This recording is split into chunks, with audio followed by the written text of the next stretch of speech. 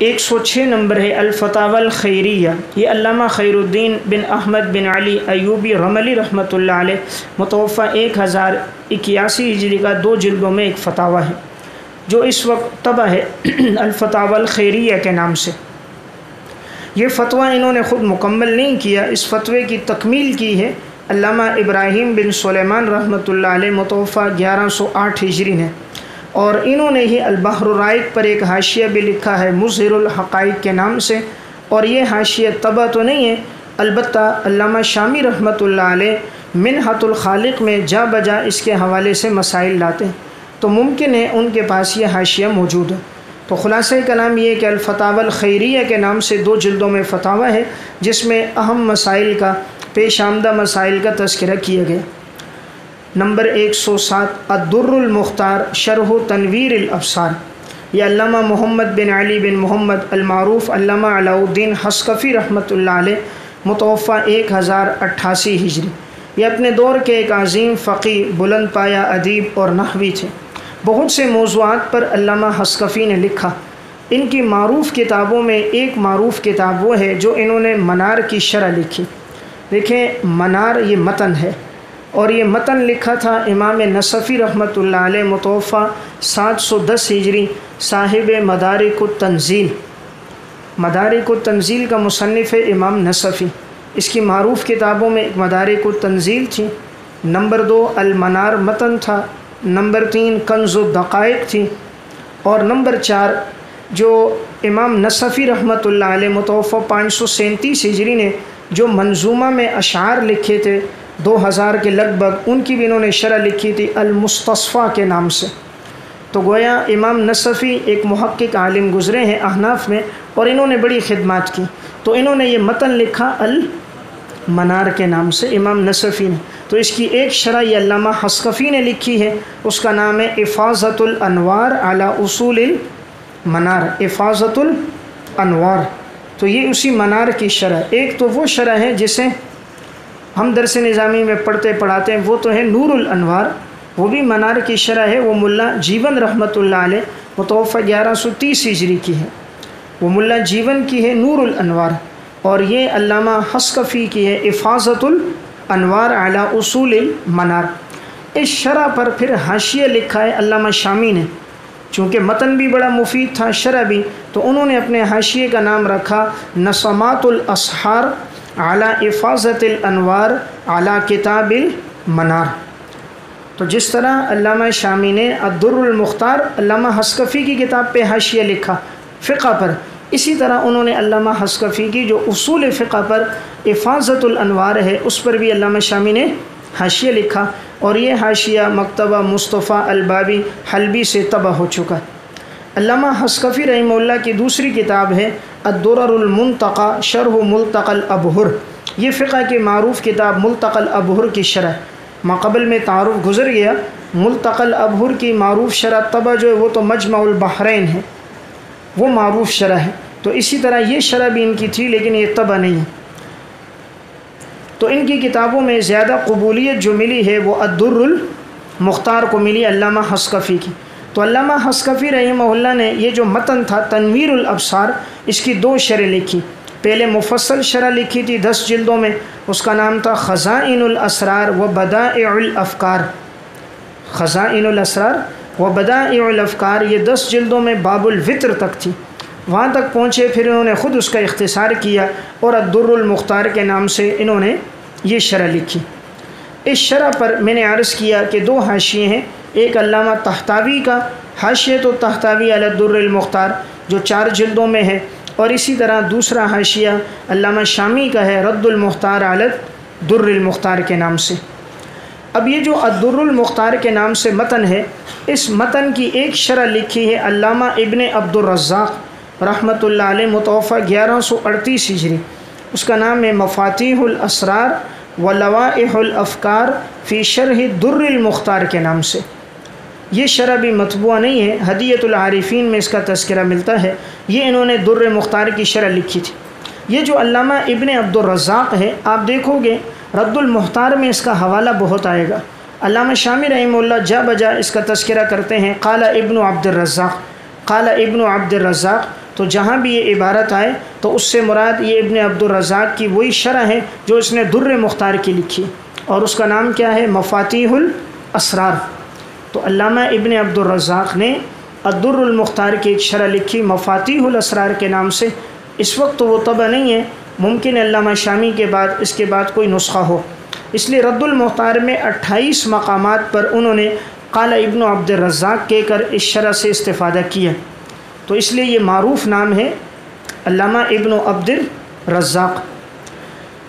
علامہ ابراہیم حلبی رحمۃ اللہ علیہ نے الدر المختار پر ایک حاشیہ لکھا تھا، جس پہ انہوں نے جا بجا مصنف علامہ حسکفی پہ بڑے اشکالات کیے، بہت سے اعتراضات کیے۔ اب ضرورت تھی انہیں اشکالات کے جوابات لکھے جائیں، تو علامہ شامی رحمۃ اللہ علیہ نے ایک کتاب لکھی رفع الانظار عما اوردہ الحلبی علی الدر المختار۔ رفع الانظار عما اوردہ الحلبی علی الدر المختار، اس میں در مختار پر ابراہیم حلبی رحمہ اللہ کے جتنے اعتراضات ہیں ان کے جوابات ہیں۔ اس کا تذکرہ ہدیۃ العارفین میں ہے۔ اب وہ جو پہلے متن گزرا تھا تنویر الابصار، میں نے عرض کیا تھا اس پہ لکھے گئے حواشی 6 ہیں اس وقت جن کا تذکرہ ملتا ہے۔ اب یہ جو الدر المختار شرح ہے، اس پر جو حواشی اور شروع لکھی گئی جن کا تذکرہ کشف الظنون میں، ہدیۃ العارفین میں اور الاعلام میں جو ملتا ہے وہ تقریباً 15 ہیں۔ 15 شروع اور حواشی لکھے گئے ہیں کس پر؟ الدر المختار پر۔ اگرچہ میں نے عرض کیا کہ اس وقت جو معروف ہیں وہ تو 2 ہیں، علامہ طحطاوی اور علامہ شامی کا، لیکن جن کے اسما ملتے ہیں وہ یہ ہیں۔ نمبر 1 علامہ محمد صالح بن عبداللہ مدنی المعروف علامہ قاضی زادہ رحمۃ اللہ علیہ، متوفہ 1087 ہجری نے نخبۃ الافکار علی الدر المختار کے نام سے حاشیہ لکھا۔ نمبر 2 علامہ ابراہیم بن محمد دمشقی، متوفہ 1123 ہجری نے حاشیہ علی الدر المختار کے نام سے حاشیہ لکھا۔ نمبر 3 علامہ ابن عبدالرزاق رحمۃ اللہ علیہ، متوفہ 1138 ہجری نے مفاتیح الاسرار و لوائح الافکار فی شرح الدر المختار کے نام سے حاشیہ لکھا۔ علامہ شامی رحمہ اللہ رد المختار میں جا بجا ابن عبد الرزاق کے ساتھ اس حاشیے کے فوائد اور مسائل نقل کرتے ہیں۔ دکتور عبداللطیف صالح فرفور کی رائے یہ ہے کہ یہ جو ابن عبدالرزاق کا حاشیہ ہے اس کا اصل نام سلک النظار شرح الدرر المختار ہے۔ علامہ ابن عابدین شامی کے حالات پر یہ ایک کتاب ہے ابن عابدین و اثرہ فی الفقہ الاسلامی۔ ابن عابدین و اثرہ فی الفقہ الاسلامی، یہ کتاب 2 جلدوں میں طبع ہے۔ اس کتاب میں علامہ شامی کے تفصیلی حالات، ان کے اساتذہ، ان کے تلامذہ اور فتاوی شامی جو ہے اس کے بارے میں مفصل طور پہ انہوں نے ذکر کیا ہے کہ ان کا اسلوب اور انداز کیا رہا ہے، ان کا منہج کیا ہے، ان کے ماخذ کیا ہیں۔ تو اگر کوئی تفصیل سے پڑھنا چاہے تو اس کتاب کو مطالعے میں رکھے۔ تو نام کیا ہے؟ ابن عابدین و اثرہ فی الفقہ الاسلامی۔ نمبر 4 علامہ ابو طیب محمد بن عبد القادر سندھی رحمۃ اللہ علیہ، متوفہ 1149 ہجری نے ایک حاشیہ لکھا ہے جس کا نام ہے قرۃ الانظار فی حاشیۃ الدر المختار۔ نمبر 5 علامہ خلیل بن محمد بن ابراہیم بن منصور الفتال دمشقی رحمۃ اللہ علیہ، متوفہ 1186 ہجری نے دلائل الاسکار علی الدر المختار کے نام سے حاشیہ لکھا، جو حاشیہ فتال کے نام سے بھی مشہور ہے۔ نمبر 6 علامہ بدر الدین حسن بن برہان الدین عقیلی رحمۃ اللہ علیہ، متوفہ 1128 ہجری نے اصلاح الاسفار عن وجوہ بعض مخدرات الدرر المختار کے نام سے حاشیہ لکھا، یعنی الدر المختار میں جو پوشیدہ باتیں ہیں، قابل اعتراض باتیں، مخفی باتیں، ان باتوں کی اصلاح کے لیے انہوں نے یہ حاشیہ لکھا۔ نمبر 7 علامہ ابراہیم بن مصطفیٰ حلبی، متوفہ 1190 ہجری نے تحفۃ الاخیار علی الدر المختار کے نام سے حاشیہ لکھا، اور انہوں نے جو اعتراضات کیے تو میں نے بات عرض کر دی، علامہ شامی نے ان کے جوابات دیے۔ نمبر 8 علامہ عبد القادر بن صالح بن عبد الرحمن بانقوسی رحمۃ اللہ علیہ، متوفہ 1199 ہجری نے سلک النظار علی الدر المختار کے نام سے حاشیہ لکھا۔ نمبر 9 علامہ محمد بن طاہر سنبل بن محمد رحمۃ اللہ علیہ، متوفہ 1219 ہجری نے ضیاء الابصار علی منسک الدر المختار کے نام سے حاشیہ لکھا۔ اس حاشیے کا درست نام المناسک من الدر المختار ہے، اور یہ نام بظاہر درست اس وجہ سے بھی ہے کہ ابن عابدین واثر فی الفقہ الاسلامی میں اس کا یہی نام انہوں نے لکھا اور یہ چونکہ حاشیہ بھی مناسک حج تک ہے، حج سے آگے یہ حاشیہ نہیں لکھا گیا، اس لیے بظاہر یہ لگتا ہے اس کا نام یہی ہوگا، المناسک من الدر المختار، یعنی در مختار کی کتاب الحج تک کے مسائل کی تشریح۔ نمبر 10، علامہ طحطاوی رحمۃ اللہ علیہ متوفہ 1231 ہجری نے حاشیۃ الطحطاوی علی الدر المختار کے نام سے لکھا، جو 4 جلدوں میں اس وقت یہ حاشیہ طبع ہے۔ نمبر 11، علامہ عبد المولی بن عبداللہ دمیاطی رحمۃ اللہ علیہ متوفہ 1238 ہجری نے تعلیق الانوار علی الدر المختار کے نام سے حاشیہ لکھا۔ نمبر 12، علامہ ابن عابدین شامی متوفہ 1252 ہجری نے رد المختار علی الدر المختار کے نام سے مفصل حاشیہ لکھا ہے، جسے حاشیہ ابن عابدین بھی اور فتاوی شامی بھی کہتے ہیں۔ نمبر 13، علامہ محمد عابد بن احمد بن علی سندھی متوفہ 1257 ہجری نے طوالع الانوار علی الدر المختار کے نام سے شرح لکھی۔ نمبر 14، علامہ محمد بن سعید بن محمد بن امین طبق جلی رحمۃ اللہ علیہ متوفہ 1237 ہجری نے تعلیقات علی الدر المختار کے نام سے حاشیہ لکھا۔ نمبر 15، علامہ مولانا عبدالحق الہ آبادی متوفہ 1333 ہجری نے التعلیقات علی الدر المختار کے نام سے حاشیہ لکھا۔ بہرحال یہ 15 حواشی کا تذکرہ ملتا ہے، بعض کا معجم المؤلفین میں، بعض کا نزہۃ الخواطر میں، بعض کا الاعلام میں، اور بعض کا کشف الظنون میں۔ البتہ اس وقت جن حواشی میں زیادہ شہرت جن کو ملی ہے وہ یہ 2 ہیں، رد المختار علی الدر المختار اور حاشیۃ الطحطاوی علی الدر المختار، اور یہ دونوں حاشیے اس وقت طبع ہیں۔ نمبر 108، عمدۃ ذوی البصائر لحل مبہمات الاشباہ والنظائر، یہ علامہ ابراہیم بن حسین بن احمد بن محمد المعروف علامہ ابن بیری رحمۃ اللہ علیہ متوفہ 1099 ہجری کی تصنیف ہے۔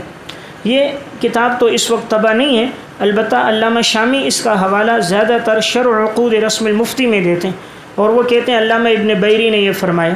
تو یہ کتاب علامہ ابن نجیم متوفہ 970 ہجری کی الاشباہ والنظائر کی شرح ہے، اور اس کے مشکل مقامات کو انہوں نے حل کیا ہے، اس لیے نام بھی یہ رکھا عمدۃ ذوی البصائر لحل مبہمات الاشباہ والنظائر، کہ میں نے اشباہ والنظائر کے مقامات کو اپنی اس کتاب میں حل کیا۔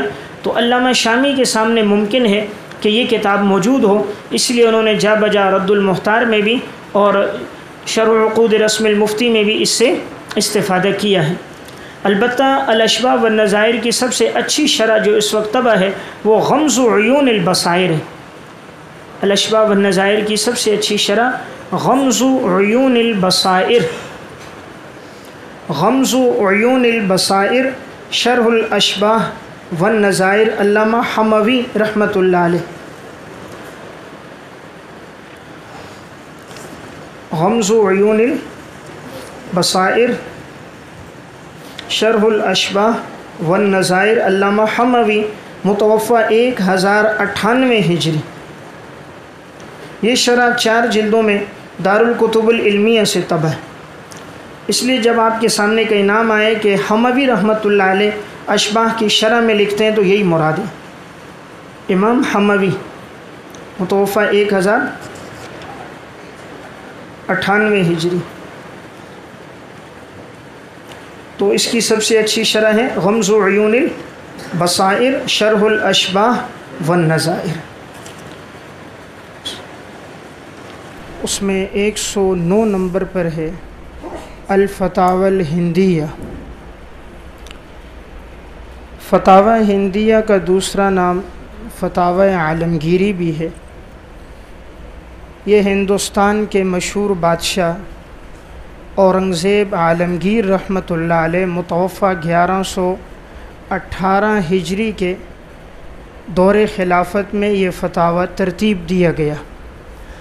اورنگزیب عالمگیر رحمۃ اللہ علیہ ایک نیک صالح ہندوستان کے بادشاہ گزرے ہیں۔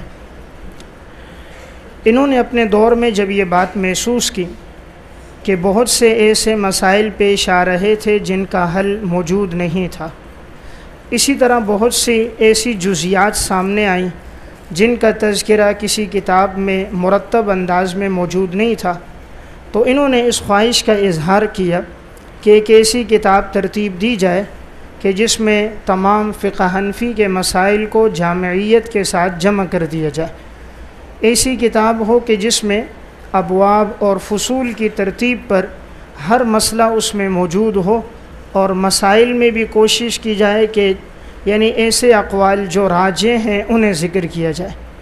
تو اورنگزیب عالمگیر رحمۃ اللہ علیہ نے علماء کرام کا ایک وفد بلایا اور اس کے سامنے یہ بات عرض کی کہ میں چاہتا ہوں تمام پیش آمدہ مسائل ایک کتاب میں یکجا ہو جائیں۔ تو انہوں نے پھر 4 جید علماء تھے، ان کی ذمہ داری لگائی، اور ہر عالم کے ساتھ انہوں نے 10 علماء کو رکھا۔ تو گویا 4 علماء تھے اور ہر عالم کے ساتھ نیابت میں 10 حضرات تھے، تو یہ 40 رکنی کمیٹی قائم ہوئی۔ یہ 4 بڑے جید علماء کون تھے؟ تو الثقافۃ الاسلامیہ فی الہند میں ہے۔ ان میں نمبر 1 حضرت مولانا قاضی محمد حسین جونپوری رحمۃ اللہ علیہ، دوسرے مولانا علی اکبر اسعد خانی رحمۃ اللہ علیہ، تیسرے مولانا شیخ حامد جونپوری رحمۃ اللہ علیہ، اور چوتھے مفتی محمد اکرم لاہوری رحمۃ اللہ علیہ۔ اب یہ 4 حضرات تھے اور ہر عالم کے ساتھ 10 علماء تھے۔ اب ان علماء کے حالات، ان کے اسماء، ان کے متعلق معلومات الثقافۃ الاسلامیہ فی الہند میں موجود ہے۔ اورنگزیب عالمگیر چونکہ نیک صالح متقی بادشاہ گزرے ہیں، تو انہوں نے جب یہ کام ان حضرات کے ذمے لگایا تو دن بھر میں یہ لوگ جو مسائل جمع کرتے تھے شام کو اورنگزیب عالمگیر کو سناتے۔ چونکہ بادشاہ قرآن و حدیث پہ گہری نظر رکھتا تھا تو یہ جا بجا اپنی آراء کا ذکر بھی کرتا، اور اگر کسی مسئلے پر اس کو تشویش ہوتی تو بتا دیتا کہ یہ مسئلہ مجھے درست معلوم نہیں ہوتا، تم لوگ اصل سے مراجعت کر دو۔ تو پھر علماء اصل سے مراجعت بھی کرتے۔ 8 سال کے عرصے میں اس فتاویٰ کا کام مکمل ہوا۔ بوقت ضرورت بادشاہ نقد و جرح بھی کرتا، آراء بھی دیتا، اور اپنے قیمتی خیالات کا اظہار بھی کرتا۔ تو چونکہ بادشاہ وقت کے حکم پہ لکھا گیا اس لیے اسے فتاوی عالمگیری کہتے ہیں، اور ہندوستان میں لکھا گیا اسی لیے اسے الفتاوی الہندیہ بھی کہا جاتا ہے۔ اس کتاب کے اندر جامعیت اور حسن ترتیب بہت عمدہ ہے، یعنی فتاوی ہندیہ کی یہ 2 خصوصیات بڑی اہمیت کی حامل ہیں۔ ایک جامعیت کہ انہوں نے تمام 1000 سال کا جو مواد تھا وہ یکجا ہو گیا، یعنی 1000 سال تک فقہ حنفی کی جو کتابیں اس وقت غیر مرتب تھیں یا ان کے اندر مسائل منقح انداز میں موجود نہیں تھے، تو انہوں نے 1000 سال کے ان تمام مسائل کو یکجا کیا۔ تو چونکہ متاخر تھے اس لیے اس میں جامعیت بہت زیادہ ہے۔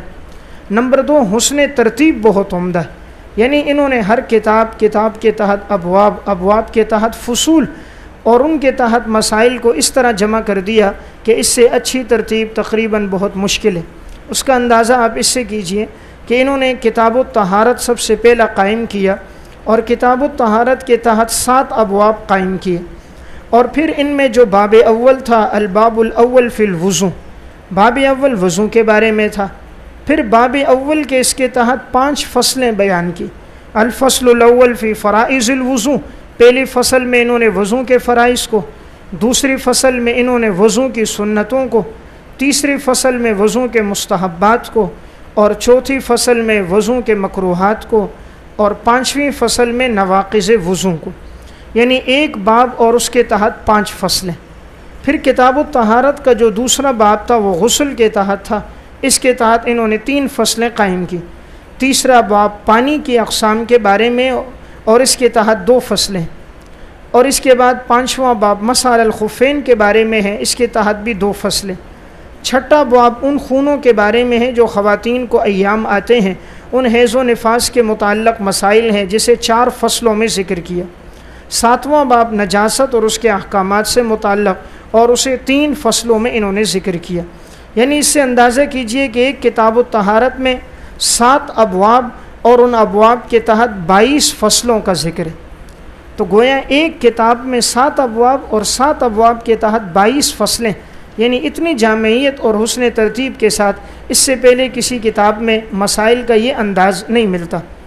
اور انہوں نے یہ بھی کوشش کی کہ مسائل کو اصل مآخذ سے لکھا جائے، اس لیے ہندیہ میں جب مسئلہ آتا ہے عموماً آگے بریکٹ میں کتاب کا نام ہوتا ہے، کہیں کبیر لکھا ہوتا ہے، کہیں بحر لکھا ہوگا، کہیں نہر لکھا ہوگا، کہیں مبسوط ہوگا، امام محمد کی کتاب ہے تو سیر الصغیر یا کبیر یا زیادات، یعنی آگے رموز میں یہ اشارہ بھی کرتے ہیں۔ تو یہ بھی ایک بڑی گویا کہ اہمیت کی حامل بات تھی کہ جامعیت بھی ہو، حسن ترتیب بھی ہو، اور حوالے کا تذکرہ بھی ہو۔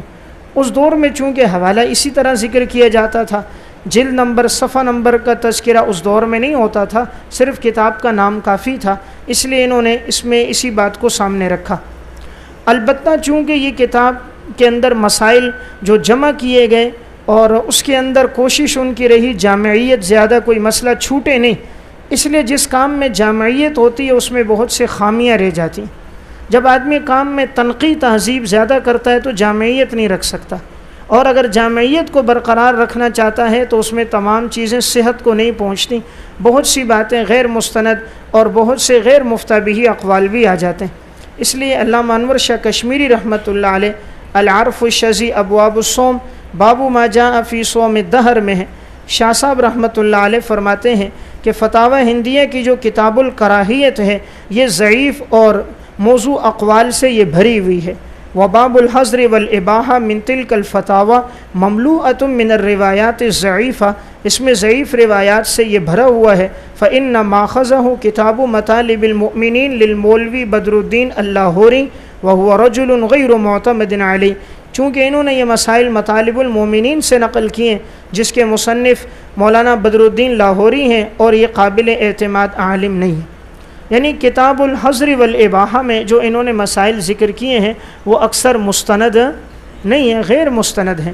اس وجہ سے اس سے استفادہ تو کیا جائے فتوے سے جامعیت اور حسن ترتیب کے لحاظ سے، لیکن اس کو حرف آخر نہ سمجھا جائے، بلکہ آدمی اس میں دیکھنے کے بعد خاص طور پہ شامی میں دیکھ لے، رد المختار میں اس کے بارے میں کیا رائے سامنے آ رہی ہے، یا اسی طرح منحت الخالق میں اس میں دیکھنے کے بعد رائے دی جائے۔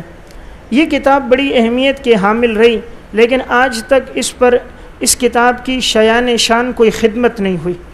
فتاوی ہندیہ پر اب تک کوئی کام نہیں ہوا، اس لیے پاکستانی نسخہ جو فتاوی ہندیہ کا ہے تو یہ مکتبہ رشیدیہ کوئٹہ کا ہے، 6 جلدوں میں چھپا ہوا، اور یہ ایسا نسخہ ہے کہ اس سے سمجھنا عبارت کو، مسئلے کو سمجھنا بہت مشکل کام ہے، چونکہ اس میں اعلام ترقیم نہیں ہے، ہر مسئلے کو دوسرے سے جدا نہیں کیا گیا، اغلاط کی تصحیح نہیں کی گئی، اس وجہ سے اس میں خامیاں اور کمی کوتاہیاں بہت زیادہ۔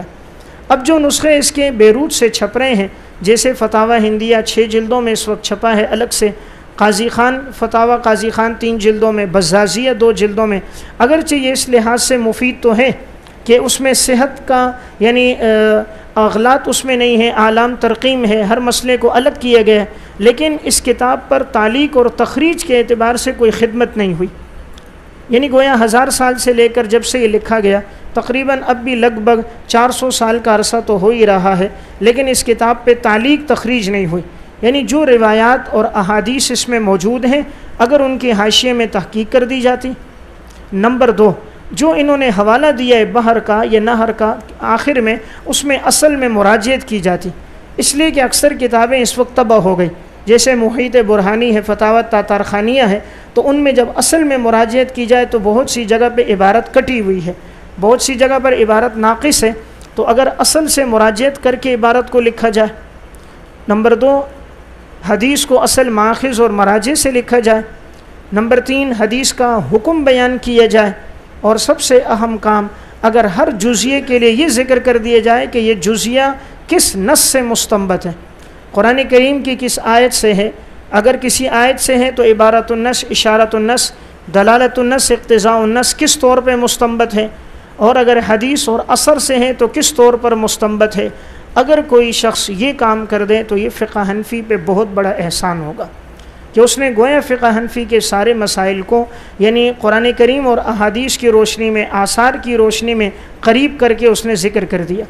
لیکن یہ کام ایک شخص نہیں کر سکتا، اس کے لیے نوح علیہ السلام کی عمر چاہیے، اور یہ ایک آدمی کے بس کا کام نہیں ہے ہزاروں مسائل پر تحقیق کرنا۔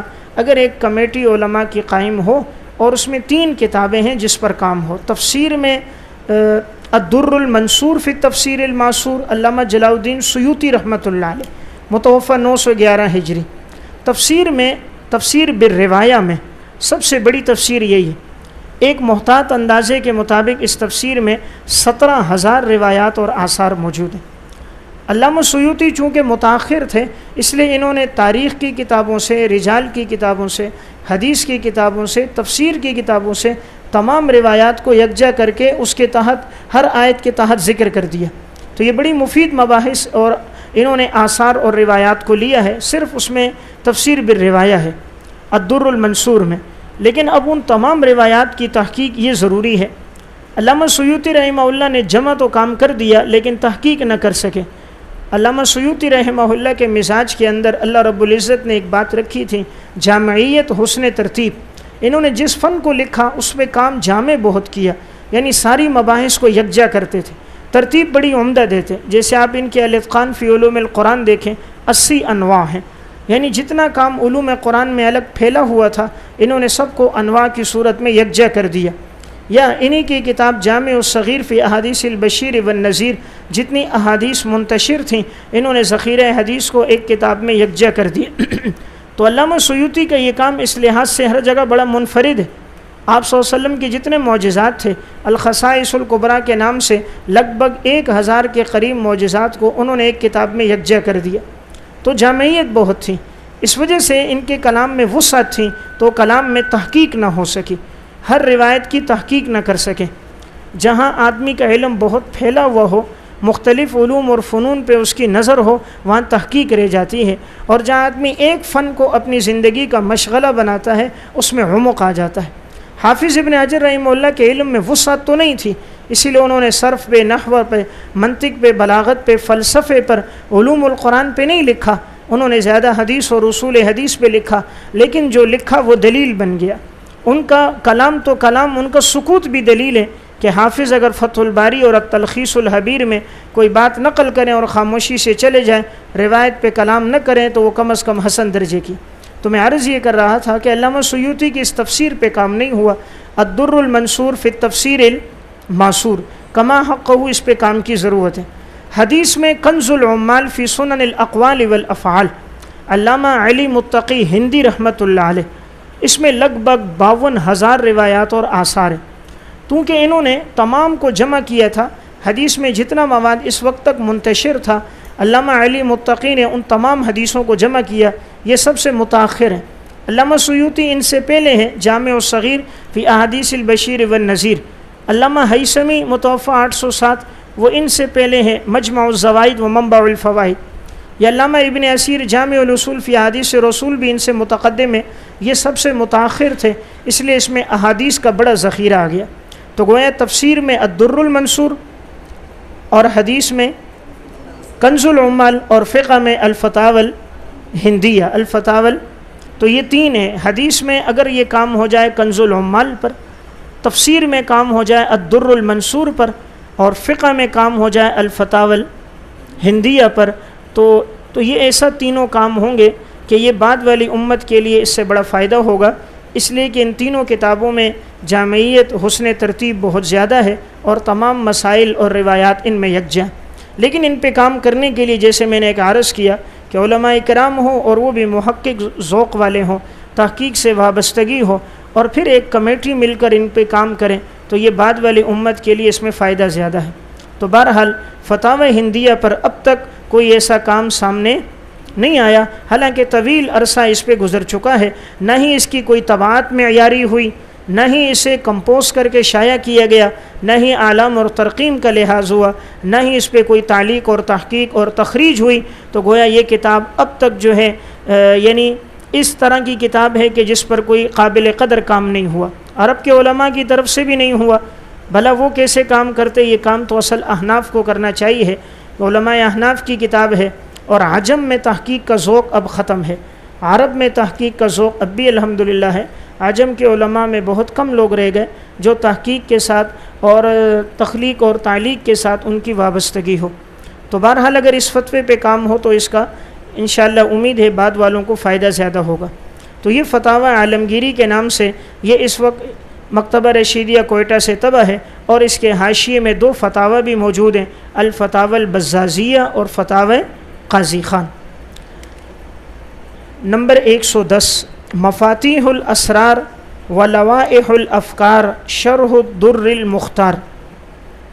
یہ شیخ عبد الرحمن بن ابراہیم بن احمد المعروف ابن عبد الرزاق رحمۃ اللہ علیہ متوفہ 1138 ہجری کی تصنیف ہے. یہ علامہ حسکفی رحمۃ اللہ علیہ متوفہ 1088 ہجری کی الدر المختار کی شرح ہے. میں نے پہلے بھی بات عرض کی تھی کہ ابن عبد الرزاق کے نام سے یہ معروف ہیں، اور علامہ شامی رحمہ اللہ نے رد المختار میں منحۃ الخالق میں جا بجا اس سے استفادہ کیا ہے اور اس سے وسائل اور فوائد کا تذکرہ بھی کیا ہے، لیکن یہ شرح اس وقت طبع نہیں ہے.